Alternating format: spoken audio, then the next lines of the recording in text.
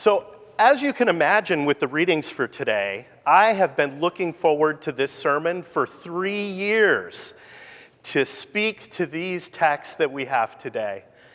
These are hard texts. These aren't ones that, just as a reminder, my typical disclaimer on a tough Sunday, we have a 3-year lectionary. These readings are assigned to us since the beginning of time. And I want to say that it's good for us to take a moment and address these because us not talking about them doesn't make them disappear from Scripture somehow. But I also think that we lose a lot in translation.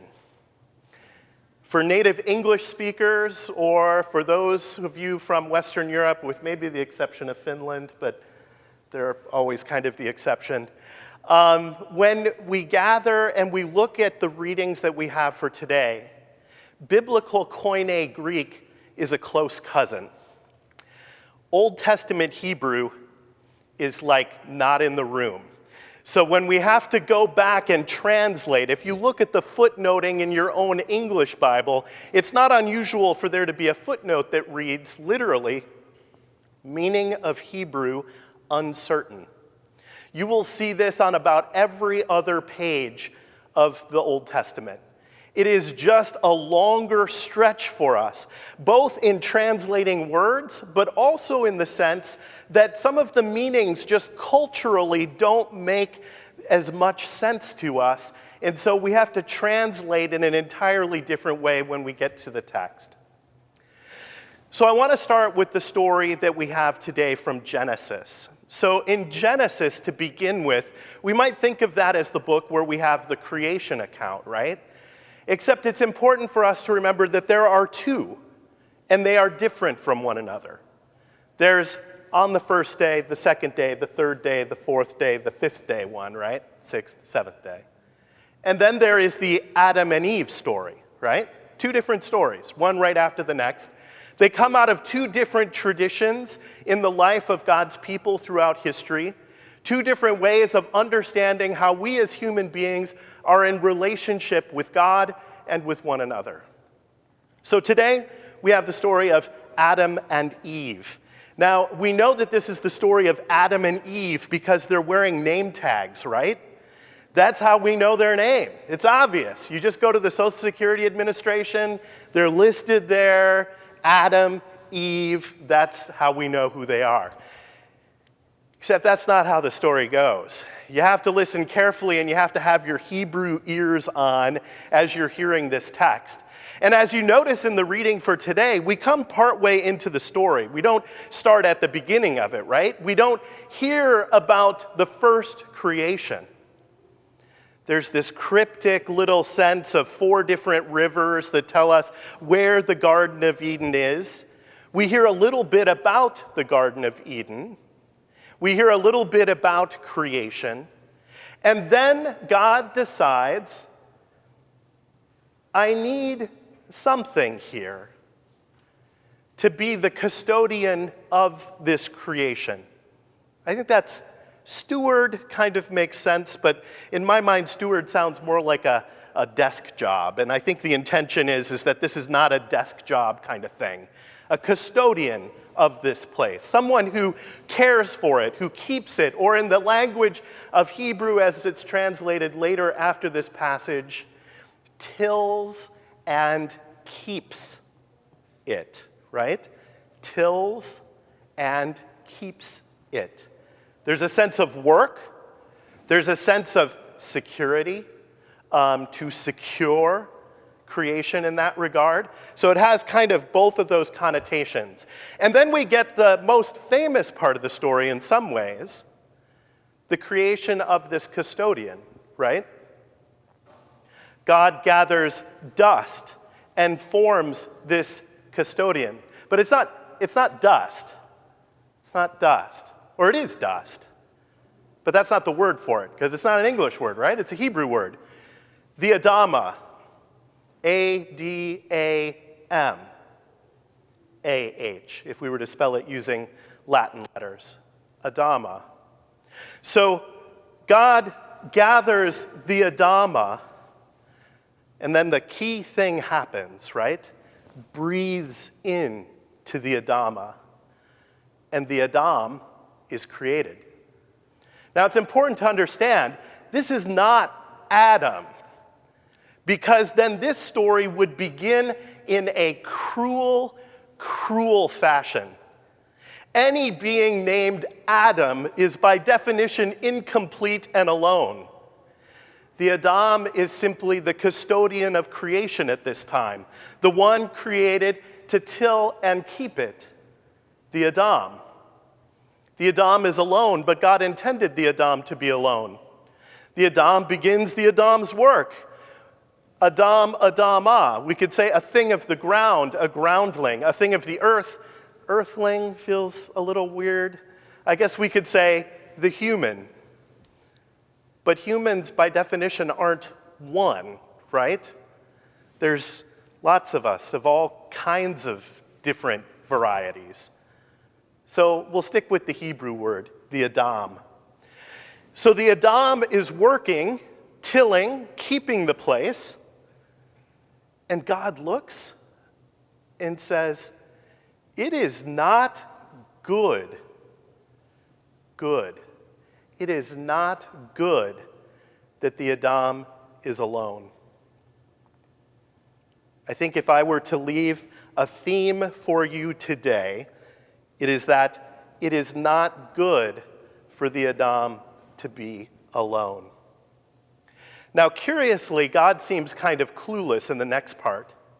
So God creates then like a cow, a snake, maybe gets a little further, a cat, a dog. Are we getting closer? This sense of the Adam is alone, and how are we going to do this? And the Adam is participating in creation, in attaching names to the various creatures that are made.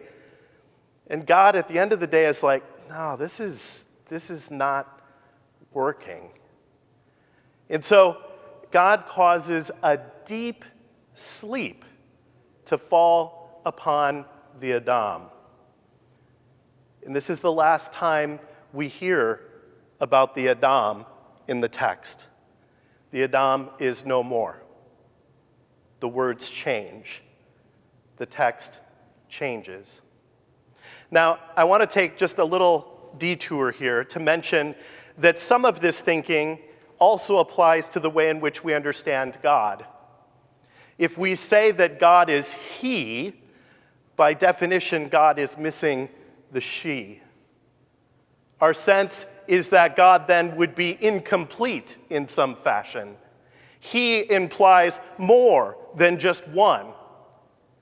So our understanding is not that God is without gender, but that God is more, beyond, above, and more fully. Now, if we go back to the Genesis account, though, things begin to shift at this point. But I want to give you maybe a little slightly different picture. There was a great story that came out in 2008, was made into a movie, and the lead character's name is an acronym, the Waste Allocation Load Lifter Earth Variety, WALL-E. It was a Pixar film. Some of you are perhaps familiar with it. It is a future event where the Earth has collapsed because of pollution and all kinds of things, making the planet inhabitable. You can't live here anymore. So all the people leave in spaceships, leaving behind these WALL-Es to tidy up the place while they are away, to till and keep it, perhaps, right? Now, in the story, WALL-E is supposed to be the boy robot, but my sense living in Silicon Valley is there's not a whole lot of work being put into boy robots versus girl robots. The sense is that there is this robot, and that later in the story, there is this profound loneliness with the robot, in the robot's work to till and keep the planet, until another robot comes. The extraterrestrial vegetation evaluator, Eve. There's quite a scene there. Eva is the name of this robot, but Eve, right? The sense that they can't do it apart. It is not right or good that he is alone. Now, if we go back to the Genesis account, the Adam has been cast into a deep sleep. And when I was a kid in Sunday school, the way I pictured this scene is that God causes this guy, Adam, to fall asleep, like big lumberjack with a beard, right? And he falls asleep, and God takes out some tiny little rib, and from this tiny thing fashions this woman, which is not how the text goes at all. In the text, the Adam is placed into a deep sleep, and rib could be the word, but perhaps a better understanding from the word itself is side. Side. There's almost the sense that the Adam is split. Let those whom God has joined together not put asunder. Well, God has put asunder the Adam, separated. And now there is the ish and isha, not dissimilar to our English words for man and woman in the sense that they are related terms. And so suddenly there is this different day. We go from no genders to two, this sense of proliferation and creation. Our modern sense goes beyond those understandings, but this sense that it is not good for the Adam, for the human, to be alone. Now, when we fast forward to the gospel text and Jesus' very harsh and direct and painful words for some people in regards to the separation of relationships.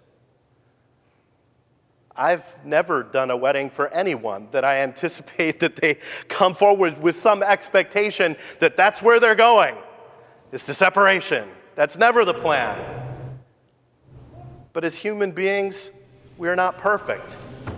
We cause pain and hurt to one another, especially at times those closest to us.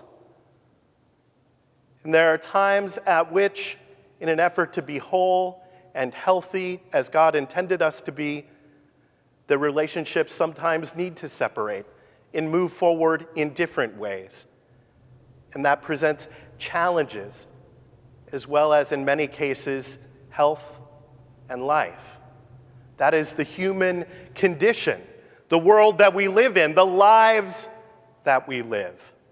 And when we understand that God walks with us in this place and never haunting us with these legalisms or this sense that this is what is permissible, which so much of Christianity seems trapped up with, a legalism to punish when someone has gone out of bounds.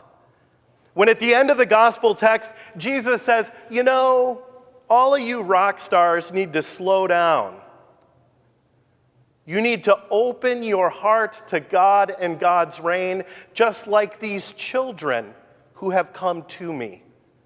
You have so many rules to punish and hurt.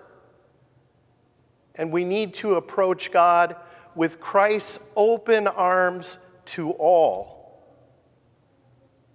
It is not good that the human should be alone. Now, we might think of that in the terms of, romantic relationships. We might think of it in all kinds of different ways. Families and children, colleagues, people that we work with, people that we spend our free time with, maybe who aren't family. When we gather here on Sundays, we are being brought together because it is not good for the human to be alone. I want to take this a little step further. There's another play on words in the Hebrew text that is a little beyond where we go. To till and keep it, we talked about. To work and secure it are the words, till and keep.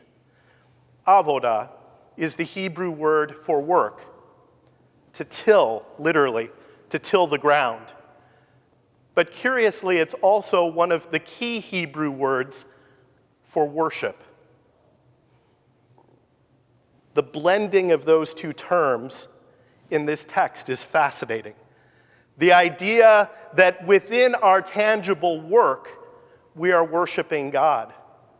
Or even as we might say in our Christian language, we gather together to do the liturgy, the work of the people, as the word means, that we would gather and worship God, that we live our vocation not alone, but together.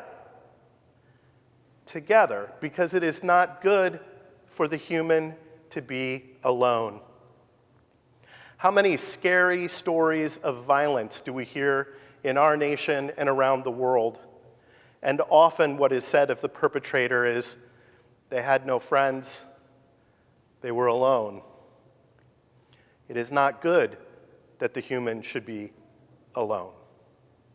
So as we gather and celebrate, let us remember that God is putting us together in ways that allow us uniquely to do our work, which is our worship of God, and an understanding that we're always keeping our eyes open to those who need to also be brought in, to heal relationships that are broken, to nurture people as they move beyond unhealthy relationships, that we might all be brought together because it is not good to be alone. Amen.